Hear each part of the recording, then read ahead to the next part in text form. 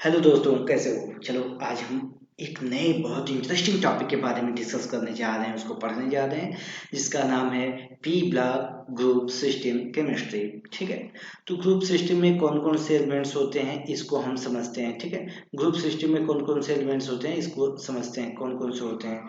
तो group system में कौन से होते हैं? आप क्रिकेट खेलते हो ना? बिल्कुल, ऑफ स्टंप से तेंदुलकर पवेलियन लीव। ठीक है, ऑफ स्टंप से तेंदुलकर पवेलियन लीव। चलो हम इसके एटॉमिक नंबर को देखते हैं। आपको मैंने बताया था पिछले क्लास में कि आपको 8, 18, 18, 32, 32 ऐड करना है। ओके, चलो ट्राई करते हैं। यहाँ पे 8 होता है, इसमें 8 ऐड करो कितना होगा? 16। बहुत अच्छे। 18 ऐड करो कितना होगा? बताओ बताओ बताओ कितना होगा? 34।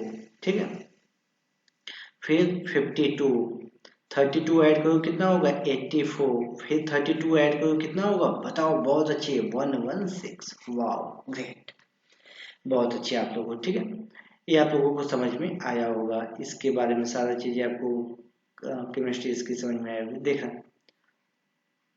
अब हम टू का पेयर करते हैं। टू का टेबल आता है ना? बहुत अच्छे, वाओ। एक क्या होते हैं? नॉन मेटल्स होते हैं। ये दोनों क्या होते हैं? Non metals. ये दोनों मेटेलॉइड्स होते हैं, मेटेलॉइड्स होते हैं। और एक ये मेटल्स होते हैं।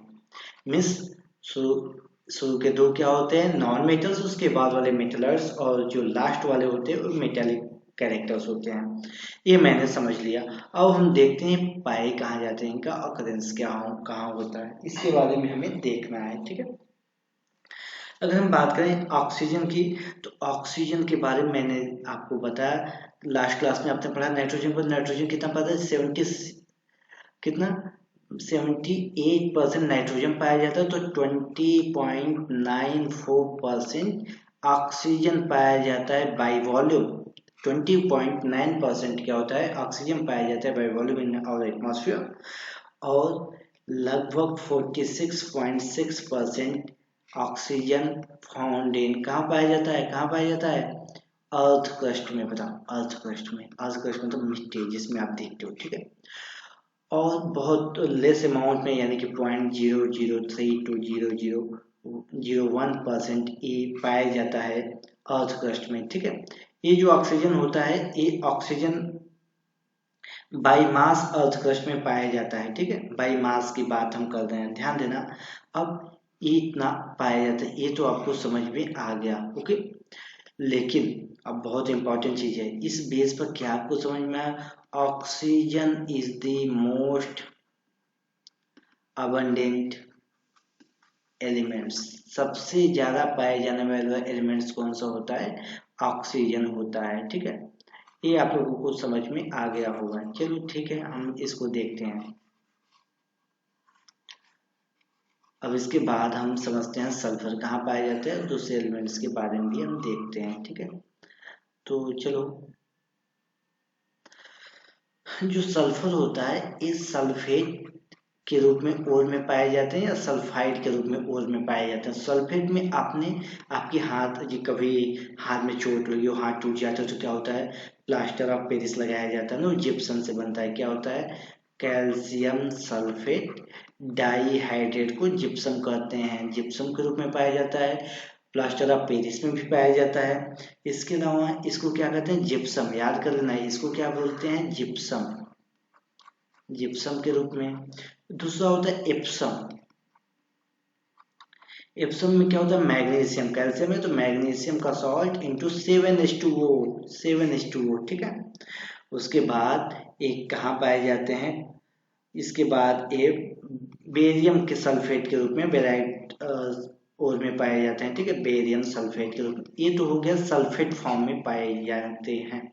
इंपॉर्टेंट, सबके नाम आप याद रखना, एग्जाम में बहुत पूछे जाते हैं। उसके बाद ये सल्फाइड फॉर्म में पाए जाते हैं। किसमें? सल्फाइड, सल्फर पे 2 माइनस सल्फाइड। ओके, सल्फाइड के फॉर्म में कहाँ कहाँ पाए जाते हैं? गैलेना, कई बार एग्जाम में पूछता है, PbS। और इसके बाद ये पाए जाते हैं जिंक ब्लेंड। सॉलिड स्टेट में भी आपको मैंने बताया था, जिंक ब्लेंड के रूप में ZnS। और एक जगह और पाया जाता है, बताओ, कॉपर पायराइड्स।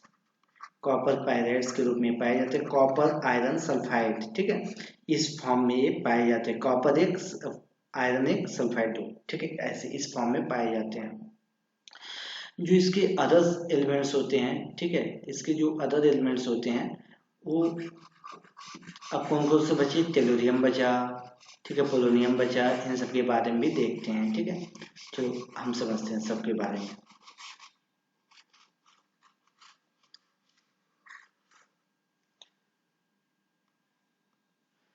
जो हमारा सल्फाइड का हो गया, इसके बाद हाँ, और सल्फर के बारे में एक चीज तो आप भूल गए, आप जो चीजें जितने भी आपके जो फंगस से प्रॉब्लम्स होते हैं, रिंग हो गया, बाकी चीजें हो गई, उनके जितने मेडिसिन होते हैं उसमें सल्फर होता है। तो आपने मम्मी के मुंह से सुना होगा ना कि वहां पर आप लहसुन लगा लो, उससे क्या होता है कि उसमें सल्फर होता है और ठीक कर देता है। तो फिर क्या होता है, ओनियन, आपके हेयर में पाए जाते हैं सल्फर, कहाँ, आपके प्रोटीन में पाए जाते हैं, नेल्स में पाए जाते हैं, नेल्स में पाए जाते हैं, इन सब में, एक में पाए जाते हैं, इन सब में क्या होता है, ये पाए जाते हैं, ठीक है, और ओल में भी पाए जाते हैं, इन सब में सल्फर पाया जाता है। ये मैंने सल्फर के बारे में देखा। जो इसके बाद के जो एलिमेंट्स होते हैं, सेलेनियम और टेलोरियम जो होता है, ये अपने नेगेटिव आयन मीन्स ये सेलेनाइड के रूप में सेलेनियम, और ये टेल्यूराइड के रूप में टेलोरियम पाया जाता है, सल्फर ओर के साथ पाए जाते हैं, ठीक है। जो पोलोनियम होता है ये रेडियो एक्टिव होता है, हाईली रेडियो एक्टिव एलिमेंट्स होता है। इसको थोरियम जो भारत में कहाँ पाया जाता है, सेतु समुद्रम, जो श्री राम भगवान का सेतु है ना, वहां पर ऑस्ट्रेलिया से बहा हुआ सेतु समुद्रम के पास थोरियम की बहुत ज़्यादा मात्रा पाई गई है। और यूरेनियम ऑस्ट्रेलियम पाई जाती है, थोरियम और यूरेनियम रेडियो एक्टिव डीके के द्वारा पोलोनियम देते हैं। और जो होता है लिबर्नोनियम, ये एलवी, ये लैब सिंथेटिक होता है। ये हो गया कि ये कहाँ पाए जाते हैं, अक्रेंस के बारे में हमने देख लिया, सबके बारे में, सबके अक्रेंस के बारे में हमने देख लिया, ठीक है। तो आइए चलते हैं हम इन सब के बारे में, अक्रेंस के बारे में देख रहे हैं। इलेक्ट्रॉनिक कॉन्फ़िगरेशन बहुत ईजी है, जैसे मैंने आपको समझाया था उसी मेथड से आपको फिर समझा दें, आप लोग समझना, आपको सारी चीज़ें समझ में आएंगी, ठीक है।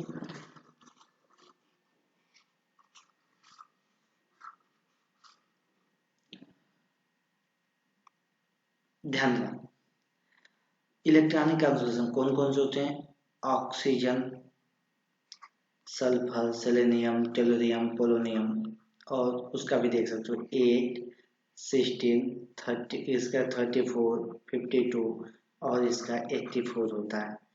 इसका जनरल इलेक्ट्रॉनिक कॉन्फ़िगरेशन NH2NP4 होता है, ठीक है।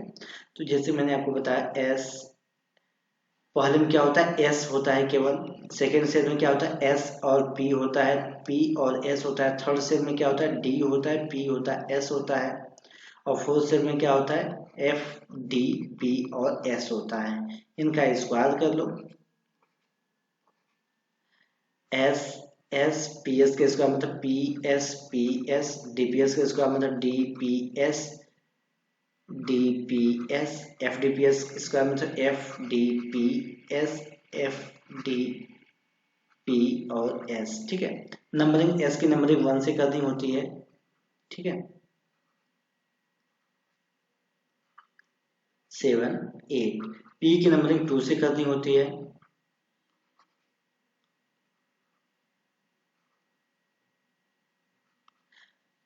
D की नंबरिंग 3 से करनी होती है,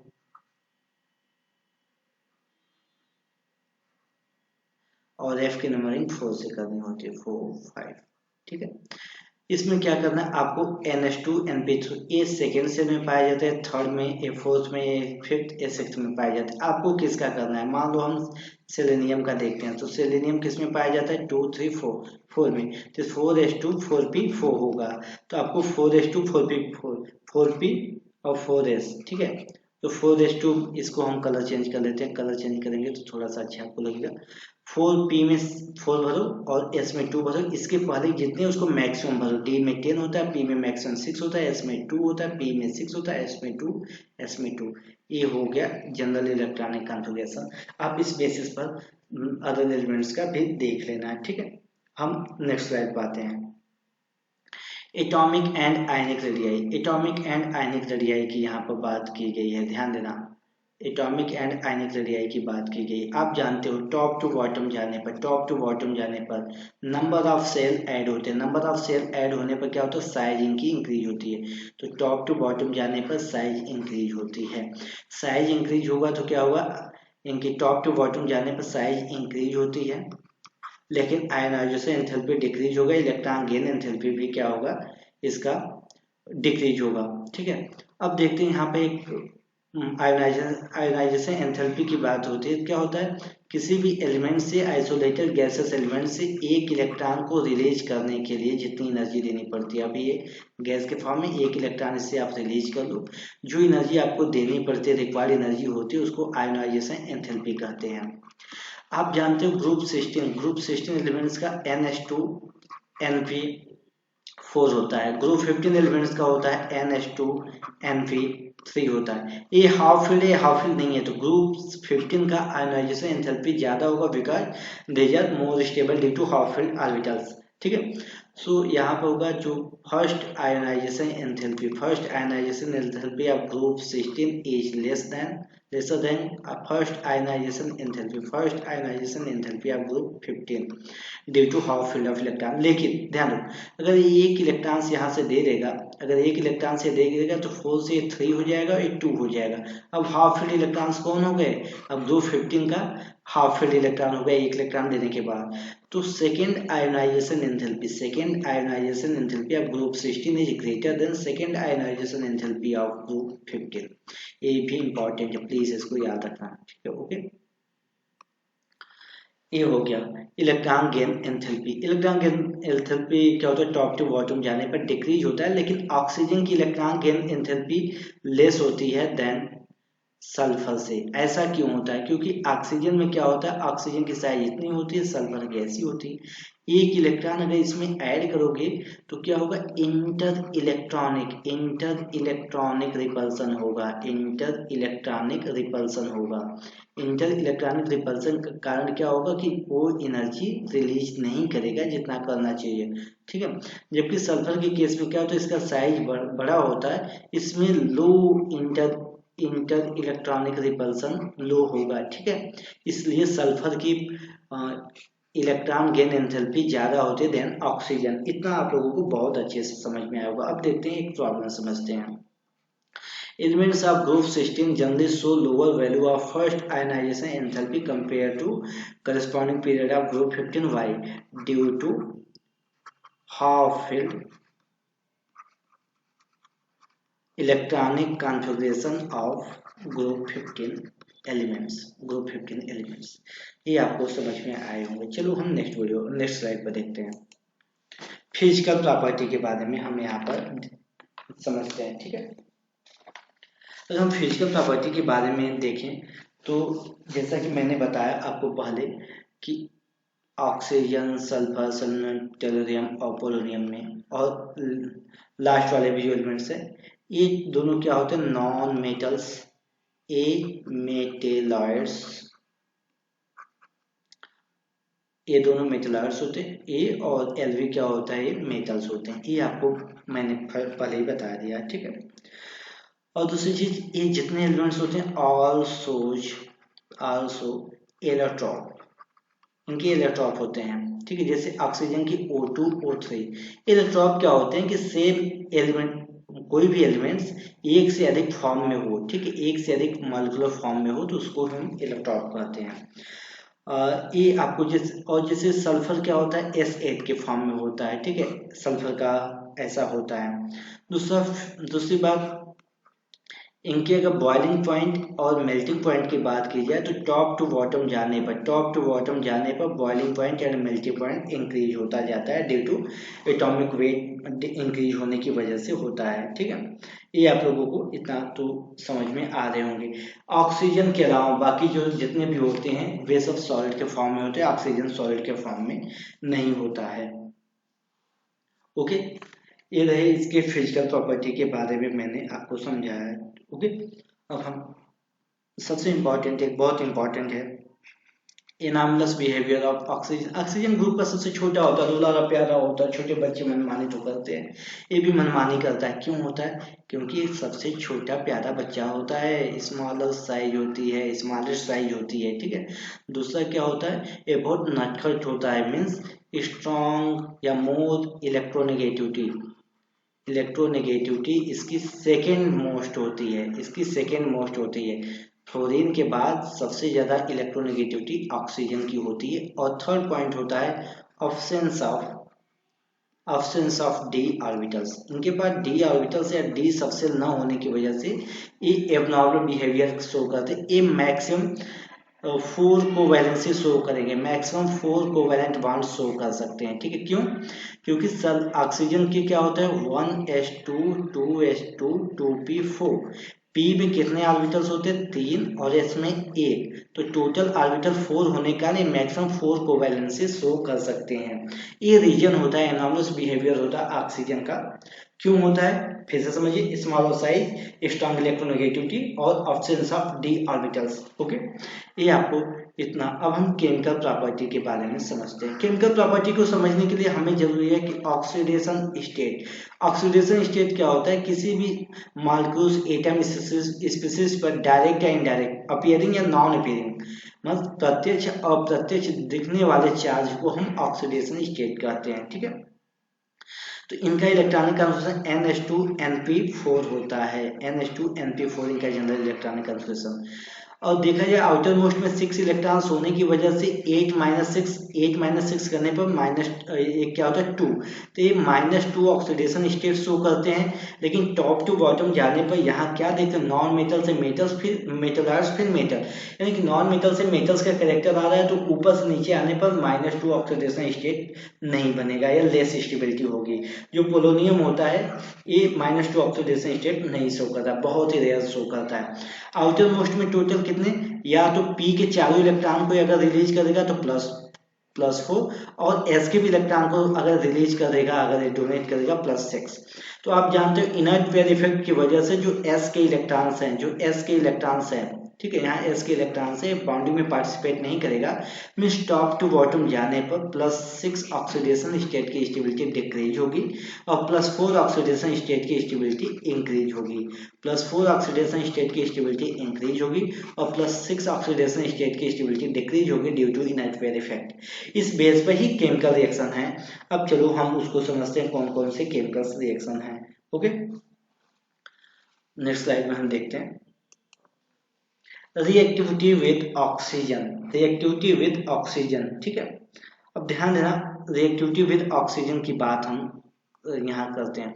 ऑक्सीजन +1 में ई जितने एलिमेंट्स है -2 में शो करेंगे, तो E-2 ये आपस में जुड़ेंगे तो EH क्रॉस मल्टीप्लिकेशन टाइप का, तो EH2 टाइप के क्या बनाते हैं, हाइड्राइड बनाते हैं।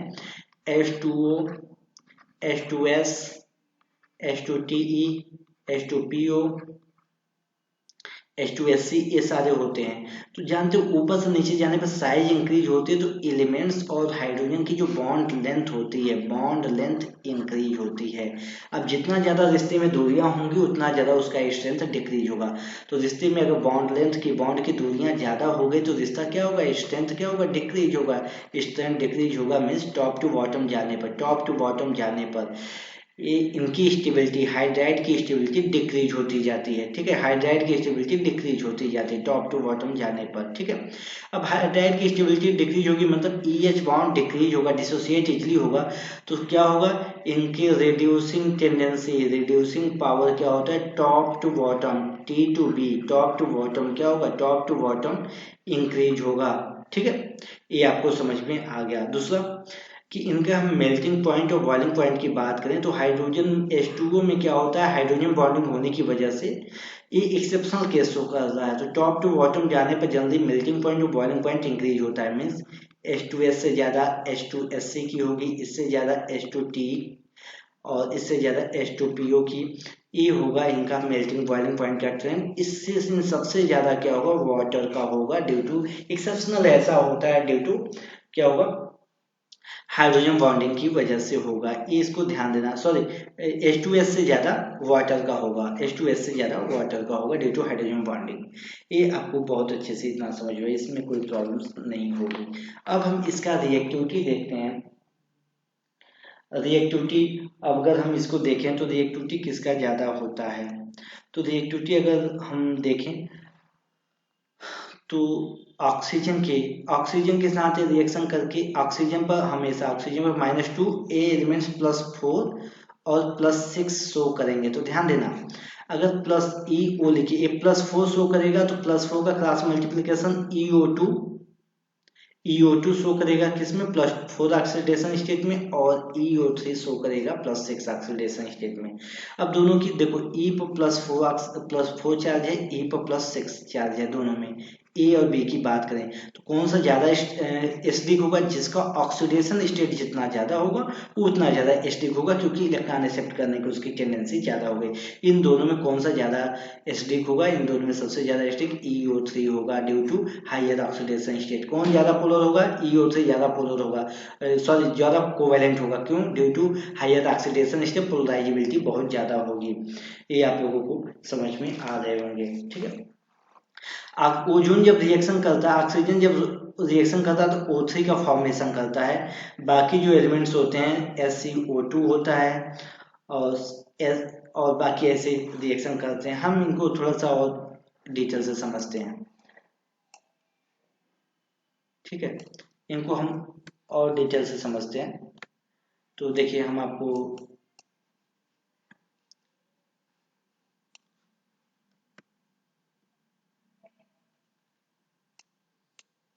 समझाते हैं, ध्यान से समझना।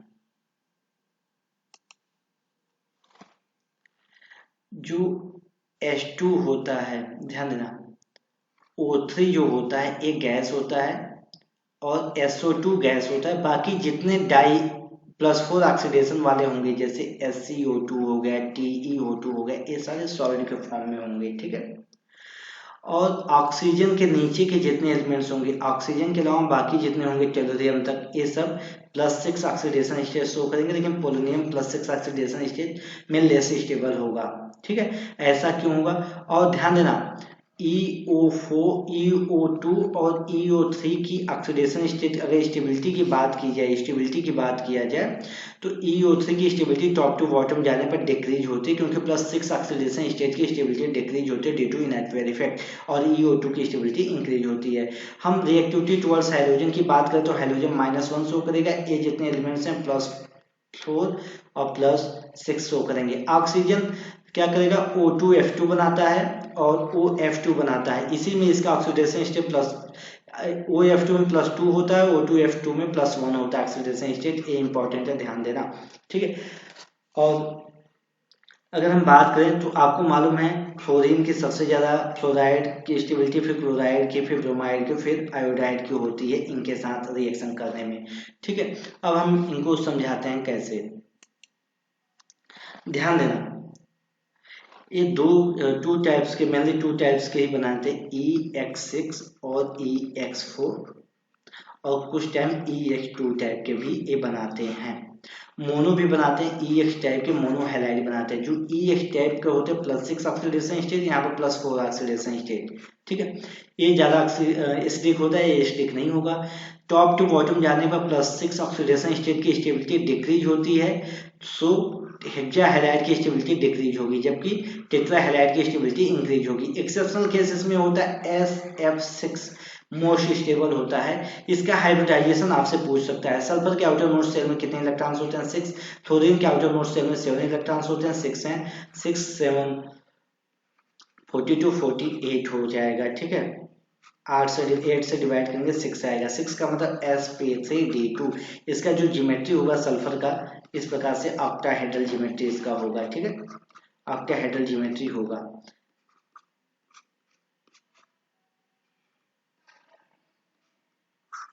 ठीक है, ऑक्टाहेड्रल ज्योमेट्री होगा। इसको आप, इसका शेप भी ऑक्टाहेड्रल होगा, ये आप याद रखना, ओके। और दूसरे अदर्स ऐसे स्टेबल नहीं होते। हेक्सा हैलाइड में केवल फ्लोराइड ही स्टेबल होता है, क्योंकि फ्लोराइड की साइज छोटी होती है, ध्यान देना। हेक्सा फ्लोराइड ही, हेक्सा हैलाइड में केवल हेक्सा फ्लोराइड ही स्टेबल होता है ड्यू टू स्टेरिक रीजन, इसकी साइज छोटी होती है इसलिए ऐसा होता है, ठीक है। और टेट्राफ्लोराइड की बात की जाए तो इसका स्टेबिलिटी टॉप टू बॉटम जाने पे इंक्रीज होता है, टेट्राहाइड्राइड की स्टेबिलिटी इंक्रीज होता है क्योंकि प्लस 4 ऑक्सीडेशन स्टेट की स्टेबिलिटी इंक्रीज होती है फ्रॉम टॉप टू बॉटम। अगर इसमें आप XeF4 हो गया, इसका एग्जांपल, इसका हाइब्रिडाइजेशन क्या होगा, सब सेलेनियम के आउटर मोस्ट सेल में 6 इलेक्ट्रॉन, फ्लोरीन के आउटर मोस्ट सेल में कितने होंगे 7, 7, 28, 34। इसको करोगे तो 8 से डिवाइड करोगे 4 आएगा, 2 बचेगा रिमाइंडर, उसको 2 से डिवाइड करो, टोटल क्या होगा 5 में sp3d इसका हाइब्रिडाइजेशन हो गया। इसका जो ज्योमेट्री होगी वो ट्राइगोनल बाइपिरामिडल, बट इसका जो शेप होगा वो सीसा शेप होगा, इस प्रकार से होगा, ठीक है, सीसा शेप होगा। यहाँ पे इसका लोन पेयर ऑफ इलेक्ट्रॉन्स होंगे, ये ठीक है, ये आपको समझ भी आ रहे होंगे। हम एक्सेप्शनल, उसके बाद हम ध्यान समझते हैं इनके जो मोनोहैलाइड होते हैं, मोनोहैलाइड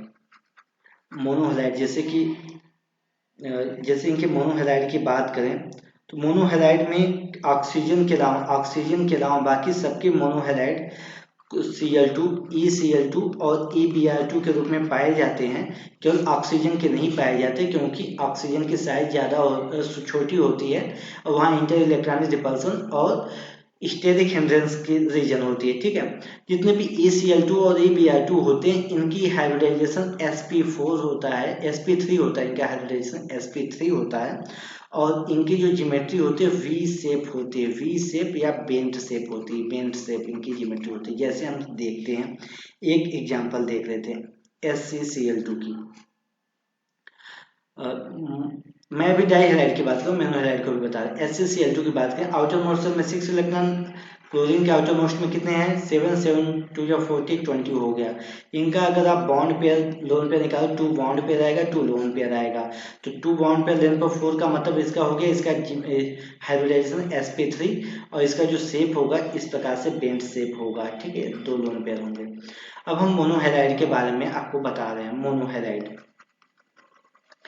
ये जो मोनोहैलाइड बनाते हैं जैसे कि सेलेनियम फ्लोराइड बना लिए, ये जितने टाइप के होते हैं क्या होता है डाइमराइज हो जाते हैं, इजिली डाइमराइज हो जाते हैं। क्यों डाइमराइज हो जाते हैं, ड्यू टू स्टेबिलिटी या ऑक्टेट कंप्लीट करने के लिए, स्टेबिलिटी और ऑक्टेट कंप्लीट करने के लिए ये डाइमर के फॉर्म में हो जाते हैं, ठीक है, ये आपको याद रखना है, ठीक है। जब ये डाइमर के फॉर्म में हो जाते हैं तो डिस्प्रपोर्शनेशन रिएक्शन देते हैं। इसमें क्या होता है, इसमें कोई एक ही एलिमेंट्स का, मतलब कोई एलिमेंट्स ए है, इसका ऑक्सीडेशन भी होगा, इसका ऑक्सीडेशन भी होगा और इसी सेम एलिमेंट्स का अगर रिडक्शन होता है तो इसको डिस्प्रपोर्शनेशन रिएक्शन कहते हैं। जैसे हम एग्जांपल समझते हैं, सेलेनियम का डाइक्लोराइड है, ठीक है, एक डाइमर के फॉर्म में हो गया, इसका अगर हीट करने पर यहाँ पर देखो +1 ऑक्सीडेशन स्टेट है, जैसे आप हीट करेंगे डिस्प्रपोर्शनेशन रिएक्शन देगा, SCCl4 और सेलेनियम बनाएगा। SCCl4 में इसका ऑक्सीडेशन स्टेट +4 है, यहाँ पर 0 है, तो +1 से +4 में जाना क्या होगा, ऑक्सीडेशन स्टेट इंक्रीज होने को ऑक्सीडाइजेशन कहेंगे, और +1 से 0 में जाना रिडक्शन होगा, ऑक्सीडेशन रिडक्शन दोनों एक ही एलिमेंट्स हो गया, इसको डिस्प्रपोर्शनेशन रिएक्शन कहते हैं, ठीक है। ये चीज आपको ध्यान में रखना है, बहुत इंपॉर्टेंट है, इसको आपको बहुत ही अच्छे से याद रखना है। फिर देखते हैं, नेक्स्ट स्लाइड पे चलते हैं। यहाँ प्रॉब्लम दिया हुआ है, problem, list the important source of sulphur. Sulphur के इम्पोर्टेंट सोर्स क्या है, PbS है, जिंक ब्लेंड होता है, ठीक है, कॉपर पायराइट होता है, ये सब इसके इम्पोर्टेंट सोर्स है। इसके अलावा जिप्सम होते हैं, जिप्सम कैल्शियम सल्फेट डाइहाइड्रेट होता है, ठीक है, ये सब इसके इम्पोर्टेंट सोर्स है। Right the order of thermal stability of hydride of group 16। आप जानते हो ग्रुप 16 में हाइड्राइड क्या होते हैं, H2S, H2 Sc, H2 tellurium, H2PO। Top to bottom जाने पर स्टेबिलिटी डिक्रीज होती है, बिकॉज हाइड्रोजन और एलिमेंट्स का जो बॉन्ड लेंथ होता है, बॉन्ड लेंथ इंक्रीज होता है, लेंथ इंक्रीज होगा, बॉन्ड लेंथ इंक्रीज होगा तो स्ट्रेंथ डिक्रीज होगा, स्ट्रेंथ डिक्रीज होगा, ठीक है, स्ट्रेंथ डिक्रीज होगा, ध्यान देना। इसकी वजह से क्या होता है, टॉप टू बॉटम जाने पर इनकी अगर स्टेबिलिटी की बात करें तो आप स्टेबिलिटी का आर्डर ऐसे होगा। Next problem, why is H2O is a liquid while H2S is gas? तो हाइड्रोजन FON फॉन फैन, फैन को याद रखना, फैन में क्या होता है, फोन में क्या होता है, ये हाइड्रोजन बॉन्डिंग शो करते हैं, ठीक है। तो H2O में हाइड्रोजन बॉन्डिंग होने की वजह से क्या शो करता है, वाटर होता है इंटर, ठीक है, जबकि H2S में ऐसा क्यों कुछ भी नहीं होता। ये हाइड्रोजन बॉन्डिंग क्यों शो करते हैं, क्योंकि oxygen is the second most electronegative elements in our periodic table। तो दोस्तों ये रहा हमारा अभी general property of group 16 elements, उसके रिएक्शन के बारे में हम नेक्स्ट वीडियो में ऑक्सीजन, डाई ऑक्सीजन और उसके कंपाउंड्स के बारे में देखेंगे, ठीक है।